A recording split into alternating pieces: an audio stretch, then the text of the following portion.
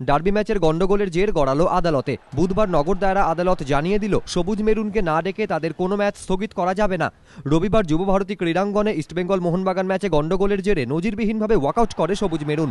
সেই ঘটনার জেরে বাগানের শাস্তির সিদ্ধান্ত এখনও ঝুলে থাকায় মোহনবাগানের পরবর্তী ম্যাচ স্থগিত ঘোষণা করে এআইএফএফ। পূর্বসূচি মতো 15ই ডিসেম্বর হওয়ার কথা ছিল মোহনবাগান ও পৈলান অ্যারোজ ম্যাচ। অনির্দিষ্টকালের জন্য সেই ম্যাচ পিছিয়ে দেওয়ার সিদ্ধান্তের কথা মোহনবাগানকে ইমেইলে জানিয়ে দেয় ফেডারেশন।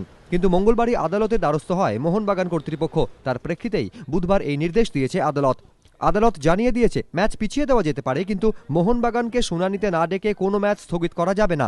যদিও মোহনবাগান কর্তৃপক্ষের দাবি, এআইএফএফ এর সঙ্গে তাদের কোনো বিরোধ নেই, কিন্তু আই লিগের সিইও সুনন্দ ধরের ওপর যে তারা সন্তুষ্ট নয় সে কথা স্পষ্ট জানিয়ে দিয়েছে সবুজ মেরুন।